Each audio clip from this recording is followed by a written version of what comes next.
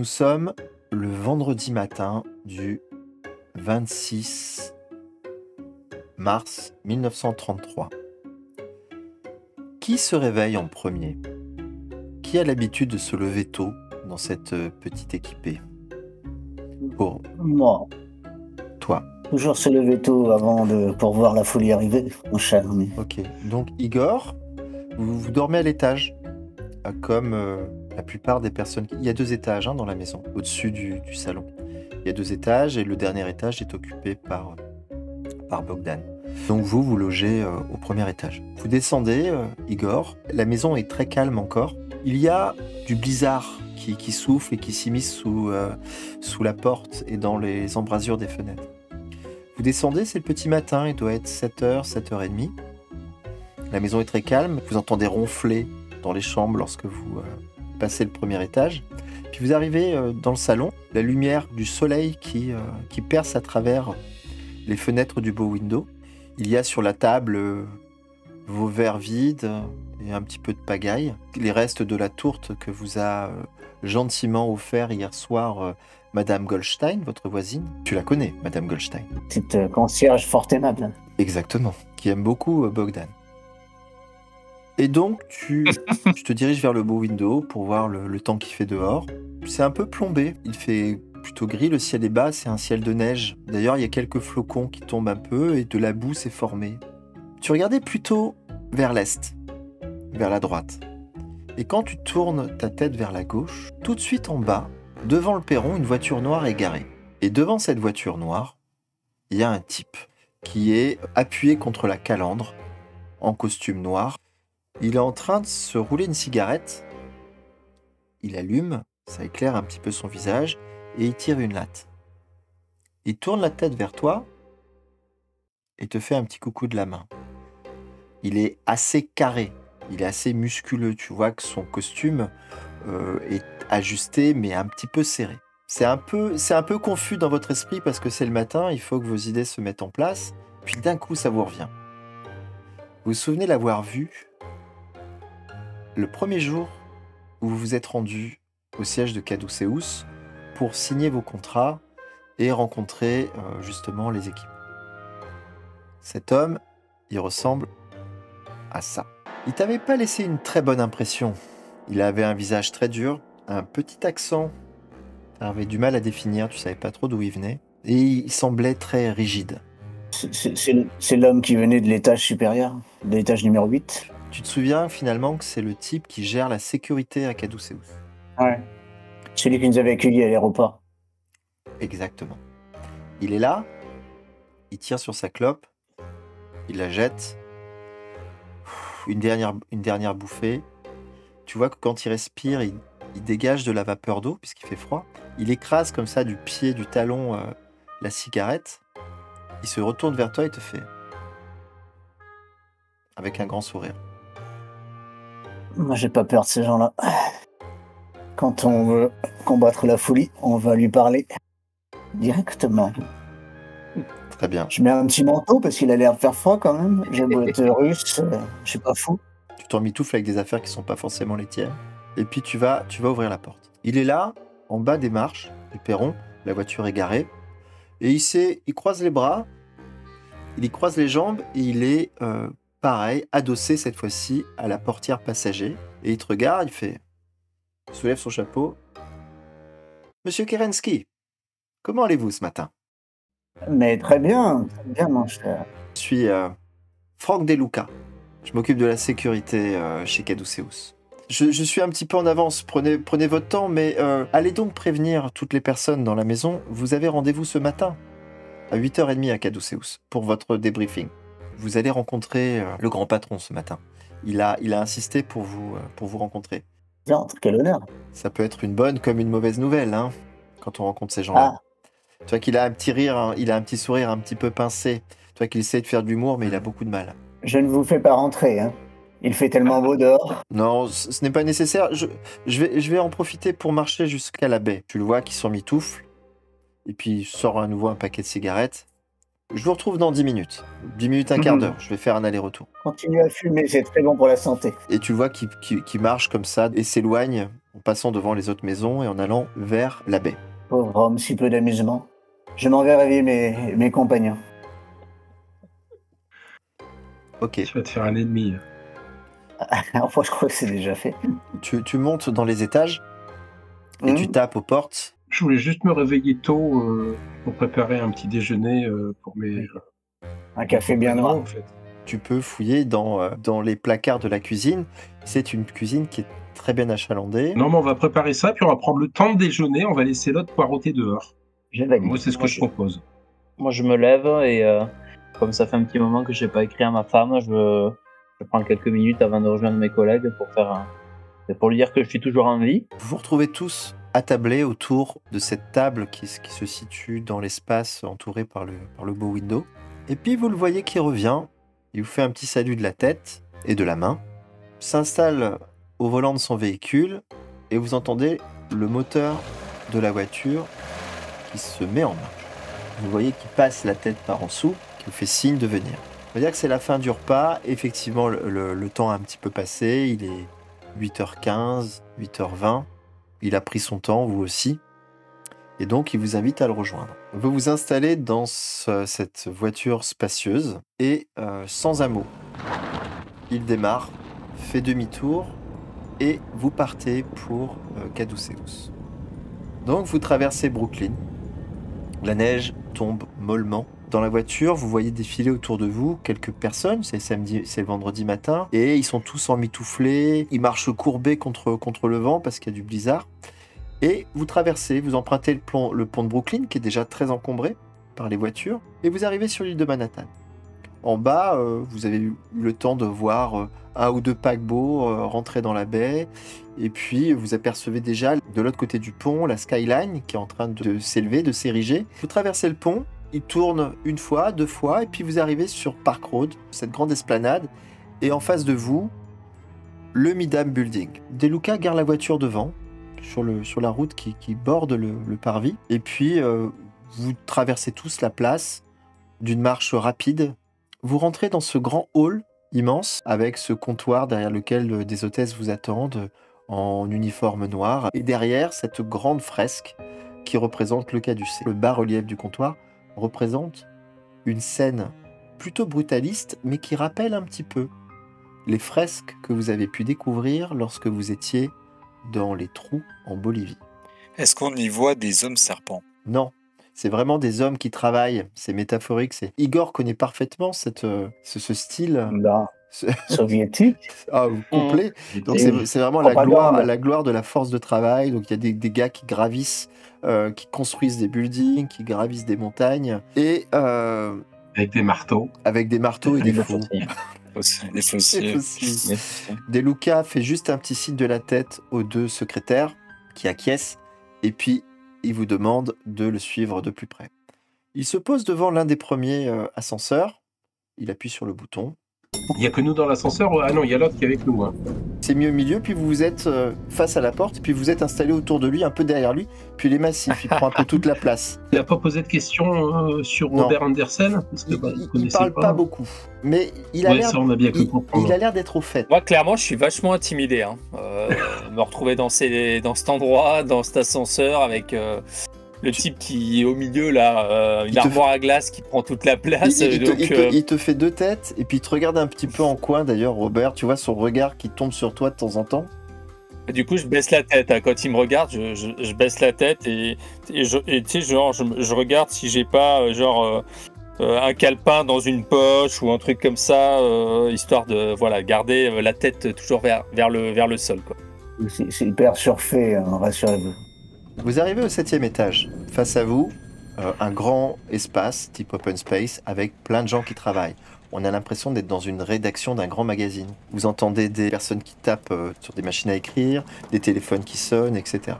Il vous demande de le suivre. Il marche d'un pas rapide. Vous prenez une première allée. Vous arrivez à une autre porte, vitrée cette fois. Il l'ouvre et un autre ascenseur qui est là, un seul. Il se tourne vers vous. Nous allons au 18e étage, messieurs. J'entre. Et c'est reparti. C'est beaucoup plus lent, hein. C'est beaucoup plus long ce moment-là, parce que... Et là, bon... J'en profite pour chuchoter à Robert Anderson. Vous allez être introduit dans les secrets de Caduceus. Vous êtes déjà passé par là auparavant? Vous voyez qu'il tourne la tête, Non. il essaye de suivre la conversation comme ça, il se tourne un peu comme ça pour essayer de voir qui parle. Il sera Et juste... quand il se retourne vers moi, je rebaisse la tête. Hein. Ah, moi, je baisse pas la tête. Hein.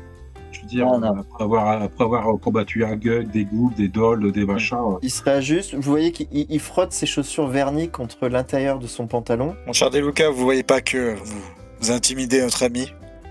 Je suis vraiment désolé, Dame Nature m'a fait comme ça. Ça fait le job, hein. Je m'occupe de la sécurité. Ça va sans dire. Il regarde, il vous montre 17e étage.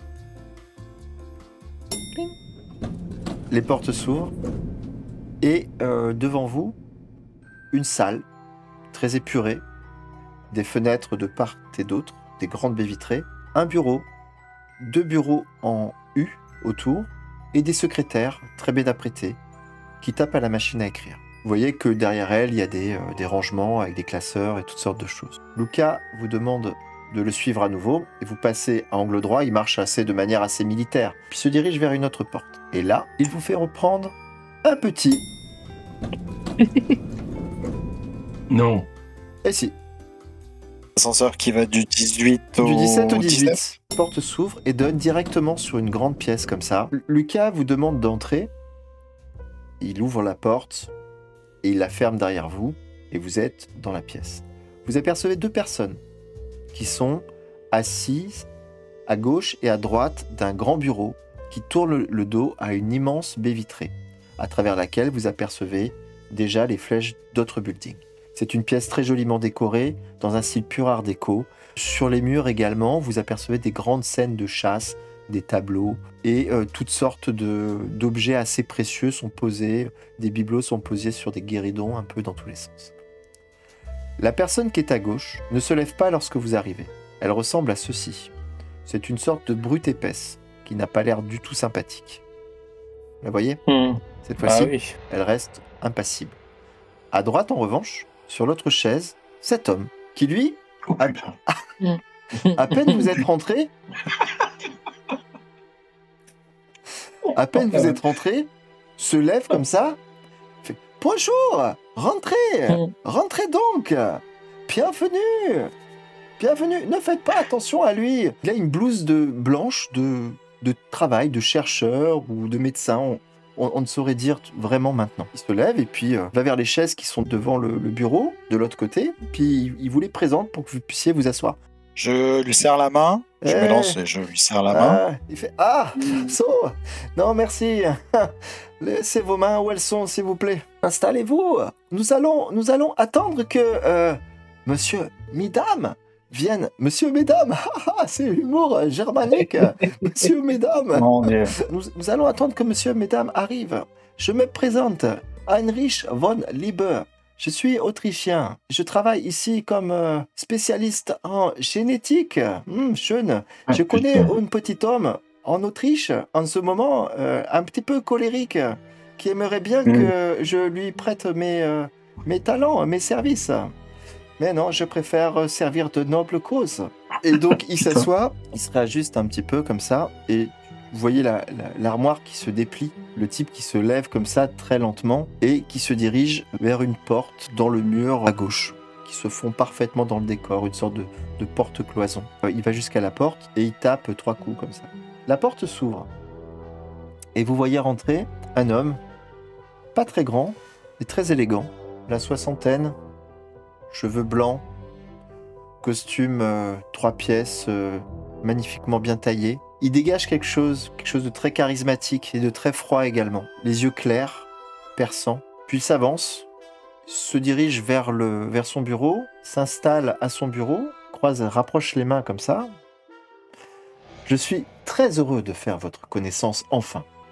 Vous devez me connaître de nom. Je suis Joshua Mesdames, le fondateur de cette merveilleuse et irremplaçable fondation qu'est Caduceus.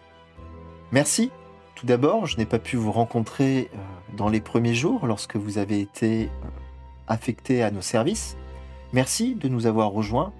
J'ai appris la triste nouvelle concernant votre ancien agent de liaison, le professeur Shapiro. Ce qui lui est arrivé est absolument horrible. Il se tourne vers Heinrich von Liebe. Monsieur von Liebe prendra dorénavant la fonction de Shapiro. Et vous voyez von Liebe qui se redresse un petit peu sur son fauteuil. Je reconnais, en tout cas, il y a une personne parmi vous que je ne crois pas connaître. Et donc là, il se tourne vers vous, Robert, et fait « Mais j'ai cru comprendre que vous avez rejoint les forces vives de notre belle fondation, sans avoir encore signé un contrat. Il est à votre disposition au 7e étage, bien sûr. J'ai eu vent, alors je ne sais pas comment, j'ai eu vent de vos exploits, enfin disons de vos prouesses, en compagnie de vos nouveaux compagnons. Écoutez, Monsieur Patterson, Robert Patterson. Monsieur Patterson, bienvenue. Bienvenue, vous êtes ici comme à la maison. Merci. Je rencontre rarement les équipes, je suis très affairé, je suis très occupé. J'ai voulu vous rencontrer pour plusieurs choses. Tout d'abord, pour vous parler d'une affaire. Une affaire qui réclame la plus grande attention et qui réclame également les meilleures compétences. Et je dois reconnaître que même si cela fait très peu de temps que vous nous avez rejoints, vous avez fait preuve d'une immense adaptation à toute situation. Et je pense que vous êtes les personnes les plus à même de pouvoir remplir cette mission qui, cette fois-ci, sera, je le crains, bien plus délicate que les précédentes. C'est la première chose. La deuxième chose, ça me taraude un petit peu depuis un moment et il me semblait important de vous rencontrer pour vous en parler. Je ne sais pas comment aborder la chose. Vous savez, lors de votre mission en Bolivie, votre mission était de ramener à Caduceus, de soustraire au peuple serpent, de soustraire une déesse au fort pouvoir qui aurait, s'ils avaient mis la main dessus avant nous, certainement acquis un plus grand pouvoir encore, et à l'heure qu'il est, la situation du monde serait peut-être différente. Nos chercheurs travaillent depuis longtemps sur Tyrannis, ça s'appelle Tyrannis, cette déesse. Et dans tous les écrits que nous avons, Tyrannis est toujours présentée comme une déesse au sceptre d'or. Et là, il s'arrête et il vous regarde. Et vous avez l'impression que son regard bleu d'argent vous scanne les uns après les autres. Une sorte de silence qui plane. Vous voyez, Ça me dit rien, moi, Tyrannis. toi, ça te... J'en ai jamais entendu Robert, parler. ça vous dit rien du tout. Vous voyez peut-être là où je veux en venir, n'est-ce pas? Ce sceptre, dans tous les textes que nous avons pu rassembler, ce sceptre est censé être dans la tombe de Tyrannis. Comment se fait-il que vous soyez revenu de Bolivie sans ce sceptre? Alors, peut-être que vous ne l'avez pas trouvé.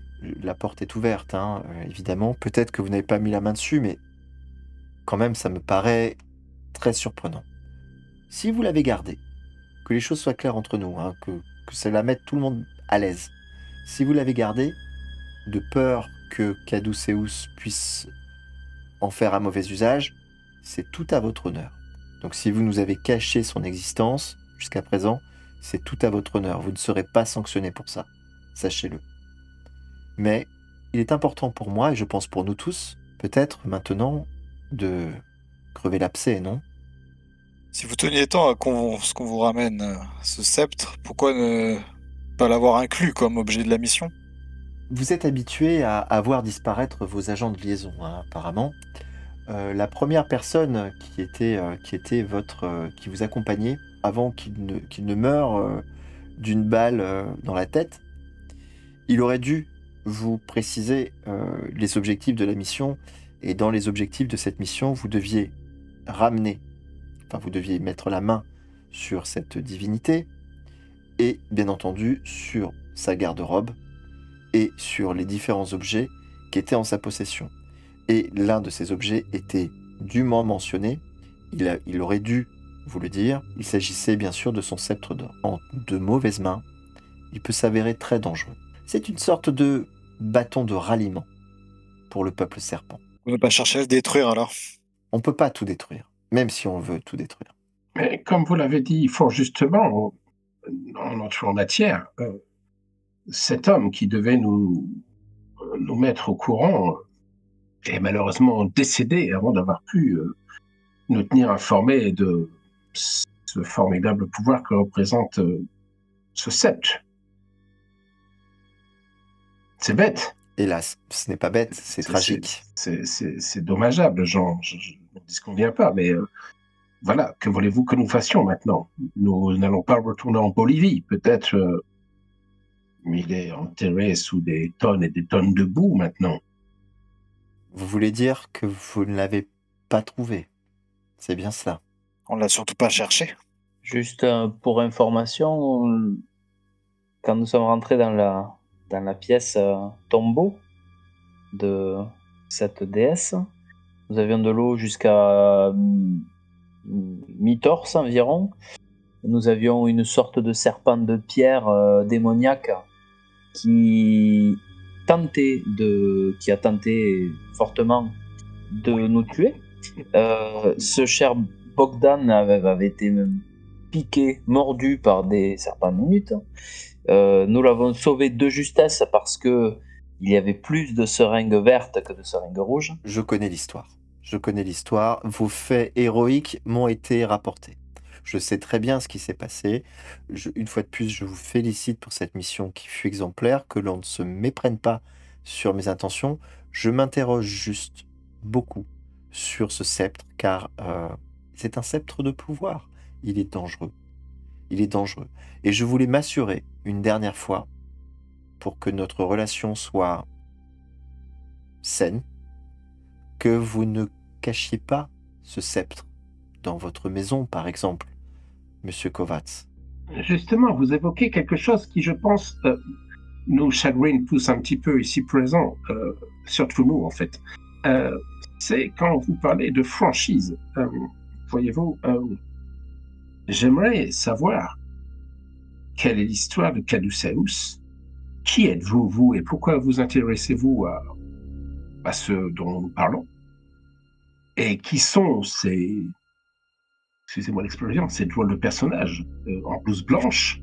Et puis, voilà, tant qu'on y est, Monsieur Andersen, que nous avons trouvé dans la forêt, a fait preuve d'énormément de courage de nous accompagner jusqu'ici. Autant lui raconter toute l'histoire maintenant, et puis à nous, tant qu'on y est. Pourquoi vous voulez vous intéresser à tout ça? Enfin, quoi? C'est par pure bonté humaine que vous menez ce combat, ou bien y a-t-il quelque chose que vous voulez gagner derrière? Vous l'avez dit, c'est aussi question de charité humaine.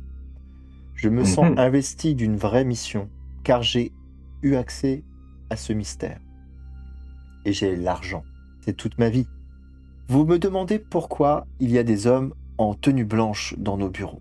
Nous avons des laboratoires qui sont là, qui sont destinés à œuvrer pour justement le bien de l'humanité, à essayer de trouver des remèdes contre des attaques bactériologiques, qui sont l'une des premières armes qu'affectionne le peuple serpent. Nous sommes également là pour essayer de comprendre leur technologie qui est tellement supérieure à la nôtre. Voilà pourquoi nous nous entourons aujourd'hui des meilleurs. Je comprends que vous avez été projeté là-dedans d'une manière très violente. On ne vous a pas du tout prévenu dès la première fois, et vous transportez avec vous cette rancœur depuis le début. Je le sais, mais j'espère qu'un jour, vous nous ferez confiance. Que savez-vous sur la mafia italienne et son infiltration par le peuple serpent? Pas plus que vous. C'est une nouvelle attaque contre nous. Nous savons qu'ils ont infiltré la mafia et qu'effectivement, ils vous font passer pour des trafiquants de drogue. Quelles sont les mesures que vous prenez au sein de Caduceus pour vous assurer qu'il n'y a pas d'homme serpent parmi vous? C'est très difficile. Nous trions sur le volet notre personnel. C'est un personnel qui est formé également à détecter les signes. Comme vous, par la force des choses, vous savez maintenant, vous pouvez reconnaître plus facilement un homme serpent. Il n'y a pas beaucoup de moyens, autres que cela, de détecter des hommes serpents. Et nous tous ici, nous veillons à travailler justement en conscience. Mais il y a une affaire qui est importante et qui requiert votre attention. Allez-y. Dans l'Oklahoma, il se passe des choses qui ont attiré notre attention. Il y a une secte qui vénère Ying, le père des serpents.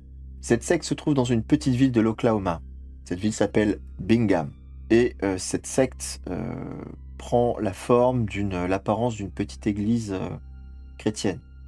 Pour être plus précis, pentecôtiste. Par rapport à ce qui se passe là-bas, j'aimerais bien que nous n'adoptions pas une approche musclée. Pas dans un premier temps, du moins. Nous devons vraiment découvrir la cause profonde de tout cela. J'aimerais que vous découvriez comment cette ville isolée en est venue à vénérer un dieu si particulier. Soyez bien à l'affût des hommes serpents. Ils se cachent parmi nous. Le docteur Heinrich vous accompagnera au laboratoire pour vous remettre votre ordre de mission et également recevoir votre compte-rendu de la mission précédente. Il doit également vous faire écouter des enregistrements qui ont été diffusés par cette église chrétienne. Bonne journée, messieurs, et bonne chance. Bonne journée, monsieur, madame. Tu vois, Canning se lève, il va ouvrir la porte, et mesdames se lèvent, messieurs, et sans un mot, il s'en va. Schön, voilà qui est parlé, n'est-ce pas? Suivez-moi, messieurs. Nous descendons au 17e. R machin. Appelez-moi Heinrich. R Heinrich. Non, R, ce n'est pas nécessaire, hein, juste Heinrich. Ah, j'ai toujours cru qu'il fallait dire R dans la langue allemande à chaque fois. Excusez-moi, je suis pas trop porté là-dessus. Heinrich, que savez-vous sur cette histoire de sceptre? Vous savez, il nous a parlé d'un sceptre. Ah, je sais, j'étais là. Drôle. Comment dire Quel humour.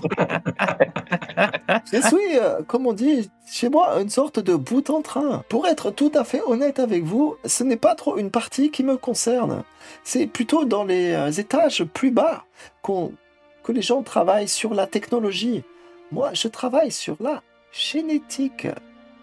Bien plus intéressant. Suivez-moi, messieurs. Il vous fait passer devant les secrétaires. C'était une grande salle avec 3 secrétaires. Et vous croisez des portes vitrées ou des portes fermées.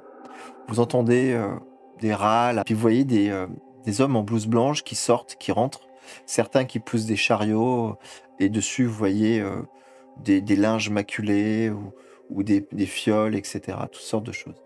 Voici l'endroit où nous travaillons. C'est des recherches très très spéciales. Nous étudions la manière dont les hommes serpents muent et prennent le corps d'un être humain. C'est absolument... Je vous déconseille vivement. Il faut quand même être sérieusement, préparé. Hein. Ce n'est pas de tout repos. Est-ce Bref. que ça signifie que vous gardez des hommes serpents en captivité ici? J'ai bien peur que oui. On ne fait pas de fumée sans feu, hein, comme on dit. Et donc, c'est comme ça.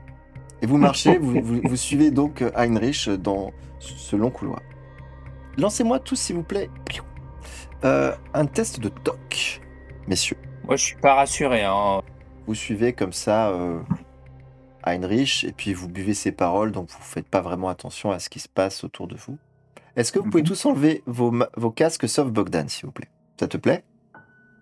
Alors, jusque-là, ça te plaisait, mais là, ça va moins te plaire. Tu marches, tu suis le flot, et puis à un moment, tu regardes à droite, parce qu'il y a une sorte de porte vitrée comme ça, mais opaque, qui s'ouvre l'espace d'un instant, et tu vois Tyrannis. Tu vois Tyrannis qui est accroché à une sorte de chaise métallique, une structure métallique. Tu la vois qui est tout en écaille, la déesse, hein, qui a retrouvé une sorte de fraîcheur. Une fraction de seconde, tu la vois, et elle avait la tête baissée, et quand tu passes et que tu la vois, elle écarquille ses yeux, comme ça, et elle te regarde fixement, l'espace d'un instant. Une sorte de vision extrêmement fugace. Et tout autour, tu vois des gars en blouse. C'est encore loin, votre bureau J'imagine que je suis pas trop loin derrière Heinrich. Ouais. Je ralentis le rythme en essayant de capter du regard les éventuels de mes collègues qui me dépasseront. Un peu comme ça, alors. Ok. Bon, nous sommes arrivés. Vous voyez qu'il sort, il cherche comme ça dans sa blouse une clé, et puis fébrilement comme ça, il ouvre la porte, vous voyez qu'il tremble un peu des mains.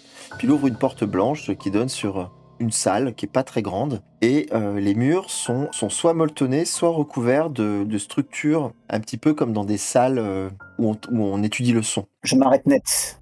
Je ne rentre pas dans ce genre de salle, j'ai trop l'habitude dans dans certains blocos russes. Mon cher confrère, cela n'a rien à voir avec ce que vous pouvez connaître. Ce n'est pas du tout une salle d'isolement. C'est une salle où nous étudions le son. Et justement, je veux vous faire écouter un enregistrement. Ne vous inquiétez pas, mon cher confrère. Vous êtes ici en lieu sûr. Enfin, ici dans cette pièce. Pas dans les autres. C'est un peu différent. Soit, mais je reste près de la porte. Et je vais devoir fermer la porte. Mais vous rassurez-vous, je rentre avec vous dedans. Hein.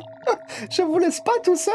Tu vas derrière un bureau métallique. Il y a des appareils électriques qui sont disposés sur des bancs, également sur des consoles métalliques. Et vous avez sur la table une sorte de phonographe. Donc il s'installe derrière le bureau. Il s'excuse tout de suite. Il dit la qualité du son, c'est pas la technologie pâtée, hein. C'est pas très très bon, hein, mais j'espère que vous allez comprendre. Il pose le stylet sur le disque et vous entendez ceci.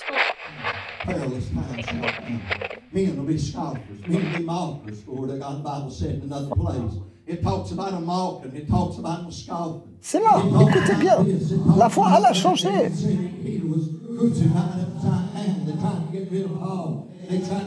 Et ainsi de suite.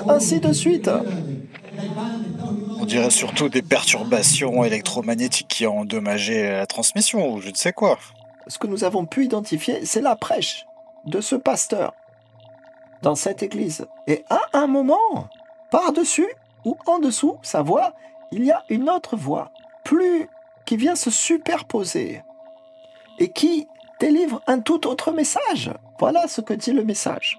Le cœur de l'impie, sous Yig, qui lui accorde des bénédictions pour mentir et frapper, les bénédictions. Alors, c'est vrai que ça n'a pas l'air très clair comme ça, hein, mais déjà, il y a le mot Yig. C'est quand même dommage d'avoir des traducteurs capables de traduire le Naka, mais pas être capable d'écrire en anglais, quoi. On sait que là-dedans, il y a un message qui vient se superposer et qui est un message de convocation pour que les hommes viennent rallier le culte de Yig. C'est ça le message caché derrière. Et c'est ça qui nous inquiète. Heinrich, dites-moi, ce message, comment pensez-vous que les hommes peuvent le percevoir s'il est camouflé? J'entends par là, si j'ai bien compris, nous devons aller en Oklahoma, nous infiltrer dans cette secte, enquêter, et donc vous suggérez que nous fassions croire que nous avons compris l'appel. Mais savez-vous de quelle manière ou quel état d'esprit permettrait à un être humain de pouvoir entendre ce double message? Oui, ce que veut dire mon ami Sofiane, c'est qu'il y a deux façons d'agir. Soit c'est un message à ceux qui sont déjà transformés et que seuls eux peuvent le comprendre, ou soit c'est un message qui va transformer ceux qui l'entendent. Oui, leur ouvrir une partie de leur esprit, peut-être. Oui, c'est ça. Je pense qu'il nous incombe de le découvrir sur place, d'agir finement jusqu'alors.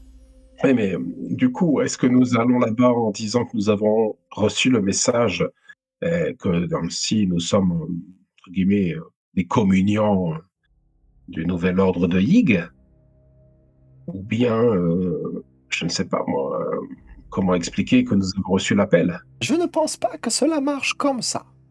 Je crois que c'est un message réellement subliminal, mais qui ne touche que les personnes vivant là. Non, juste vous vous rendez à Bingham, vous enquêtez un peu, vous faites passer pour des commerciaux, je sais pas ce que vous voulez, vous savez faire ça. Et après, l'idée c'est de pouvoir essayer de comprendre comment, une fois de plus, ces personnes sont tombées dans le culte. Je vous demande aussi d'être miséricordieux. Pourquoi? Parce que les hommes qui sont là-bas sont des hommes, sont des êtres humains, ce ne sont pas des hybrides, ce ne sont pas des serpents. Ce sont des hommes qui se laissent aveugler par une parole. Oui, enfin, vous savez, il y a des hommes qui se laissent emporter par la religion et qui sont loin d'être miséricordieux avec les autres hommes. Oui, ce sont des personnes égarées, ce ne sont pas forcément des ennemis à abattre. Ce n'est pas la nuit intérieure. votre boss, là, qu'on a vu tout à l'heure, là, mesdames, il nous disait que vous aviez d'autres documents à nous montrer avant que nous partions. Nous trouvions un moyen de nous infiltrer là-bas. Bien sûr, tout à fait. Je suis pas convaincu qu'on va réussir à s'infiltrer, quoi. 5 mecs qui arrivent. Bonjour. Et- On est. Non, ben on va trouver un moyen. Ouais. Faut pas y aller avec une, en se disant on est converti, pas converti. Il faut avoir une couverture beaucoup plus simple. Vous pouvez nous en dire plus sur cette pratique que je ne connais pas, n'étant pas déjà américain? Bien sûr. Alors, les pentecôtistes, donc, qui dépendent plutôt d'une forme charismatique de la pratique du protestantisme, c'est-à-dire qu'on va à l'église comme on va au spectacle, hein. Ça danse, ça chante, ça se met en transe, ça tombe par terre, ça vomit, ça érute. Et de temps en temps, ça fait des choses un peu plus virulentes, notamment dans des petites bourgades isolées, au cœur des forêts des Appalaches, vous allez trouver certains pentecôtistes qui appliquent à la lettre le verset 3 du livre de Marc, de la Bible de Saint James, qui dit, en substance, tu pourras boire des choses mortelles, tu pourras manipuler des serpents mortels, et quand l'Esprit Saint descendra sur toi, tu ne mourras pas. Donc, lors des services, ils sortent les serpents de boîte à serpents, des rattlesnakes, des serpents à sonnettes des bois que l'on trouve dans les forêts des Appalaches, et ils les manipulent, ils se les passent de main en main, comme ça. Alors là, c'est un moment très fort où la musique est jouée très fort, où tout le monde est en transe, les femmes s'immolent parfois par le feu et boivent de la strychnine. Ça arrive, hein, bien sûr. Hein. Et donc, à l'issue de ça, le pasteur va prendre le serpent, va embrasser le serpent, va le poser par terre et marcher dessus pour montrer la supériorité du bien sur le mal. Et une fois de plus, après, le serpent retournera dans sa boîte. Si entre-temps, il n'a pas mordu quelqu'un. Mais s'il mord quelqu'un, cette personne se mise entre les mains de Dieu. Donc elle n'ira pas chercher à être soignée. Elle se laissera vivre ou mourir en attendant que l'Esprit Saint descende sur elle. Voilà. Je peux vous dire quand même, les pronostics, hein, c'est rarement, comment dire, miraculeux.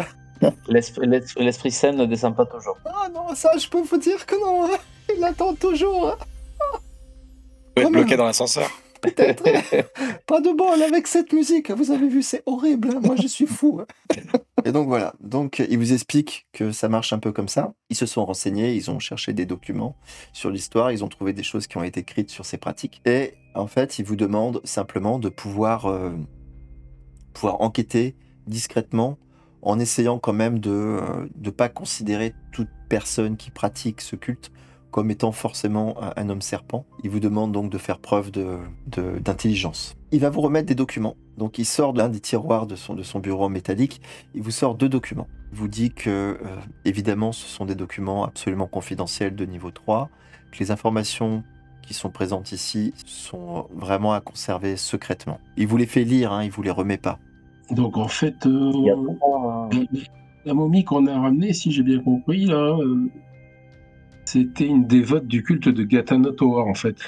Fermée dans un sommeil sans fin dans une temple des forêts de Bolivie. D'accord? Donc elle, c'est une des 3 tribus, machin. Elle veut faire la fusion des Elle deux est peuples. réveillée dans une quête pour achever le travail des sorciers, tatati tatata. Ouais, du coup, faut pas la réveiller. Hein. Ben, le problème, c'est qu'elle est réveillée, si j'ai bien compris. Ouais. Oui, mais elle est sous contrôle. Ouais, Oui. bien sûr. On est bien d'accord. Hein. C'est-à-dire, sinon, il n'y a pas d'histoire. Hein. Est-ce que vous pouvez nous en dire plus sur la momie qu'on a ramenée, Heinrich? Nous faisons actuellement toute une batterie d'expériences sur elle. Pour être bien honnête, une fois de plus avec vous, c'est très compliqué. Attendez. Vous voulez dire que cette momie, elle est restée inerte depuis que nous vous l'avons ramenée? Nous faisons des expériences sur elle. Nous la maintenons dans un état où elle ne peut pas non plus développer trop de facultés. Une chose est sûre, par exemple, c'est que au niveau cognitif, nous n'avons jamais pu échanger avec elle. Est-ce qu'on peut la voir? Je ne crois pas, non? Je m'approche de Bogdan là, et je lui chuchote à l'oreille. Dites-moi, si nous nous rapprochions de cette momie avec le sceptre. Je me rapproche vers Sofiane également. Et je lui dis tout aussi bas, vous ne croyez pas si bien dire, mon ami, quand on est passé dans le couloir, j'ai vu une porte s'entrouvrir et j'ai vu la momie attacher un espèce de dispositif, une petite machine De quoi de parlez-vous, torture ou je ne petit sais quoi. cachotier? Nous planifions notre repas de ce soir. Est-ce que vous voulez vous joindre à nous? Ah, je C'est suis du repas indien. J'adore la cuisine indienne. Chicken buttercream is good as well. Chicken tandoori is not too bad too. Ah, c'est pas vraiment ce que j'avais à l'ordre du jour, mais c'est pas grave. C'est ma cuisine préférée. Après, bien entendu, la cuisine germanique. Mais je ne peux pas, j'ai beaucoup trop de travail. D'autres circonstances ça aurait été avec infiniment de plaisir. J'adore découvrir les nouvelles cuisines. Mais je ne peux pas. Je trouve de l'eau schnapps. Ah, vous me prenez par les sentiments. Je dois vous raccompagner maintenant. Et il se lève. Et au moment où il se lève, vous entendez une sorte d'explosion. Vous avez l'impression que tout le bâtiment se met à vibrer. Il se met sous le bureau. Que faites-vous? Et la porte est fermée. La même chose. La même chose. C'est Ouais, à terre. Hitler qui nous bombarde. Vous mettez à terre. Donc. Néon commence à vibrer, puis s'éteint. Et là, vous êtes plongé dans l'obscurité. Que faites-vous? Heinrich, qu'est-ce qui se passe? C'est normal ce qui se passe, Ah, je sais pas. Cachez-vous sous la table. Je suis près de la porte, hein, je rappelle. C'est l'afterhang numéro 2. Je peux entrouvrir la porte et voir ce qui se passe dans le couloir. Entrouvrir, hein, pour jeter un œil dans le couloir. Parce que j'étais près de la porte. Assez loin, tu vois un nuage de fumée et tu vois des corps qui sont par terre. Et d'un coup, vous entendez, tous de là où vous êtes, Vous êtes aussi mauvais l'un que l'autre. Je refuse de servir le père des serpents ou la mère des serpents. Que vous soyez frappés tous les deux. et là s'ensuit en fait des bruits de fracas, d'explosions, des cris, et vous entendez des déchirements comme ça, et des bruits métalliques. Igor, qui est couché dans l'entrebâillement de la porte, tu vois une silhouette sombre et serpentiforme au travers de la fumée, une fraction de seconde, et tu la vois disparaître instantanément. Genre elle se déplace très très vite. Voilà. Ça a marché mon effet sonore ou pas? Parce que je me suis pas entendu moi. Non. Non. C'est le bruit d'un moteur qui démarre. Non mais vous avez pas entendu une voix déformée? Non. Non, Un compresseur, un truc. Moi, j'entends rien. Hein. Et là, t'entends rien. non, t'entends. Voix normale. Mais t'as une voix plus grave, quoi. C'est Ouais, c'est léger, bizarre. en fait. Ah bon, dommage. Bon, bah, ça a pas marché. Tant pis.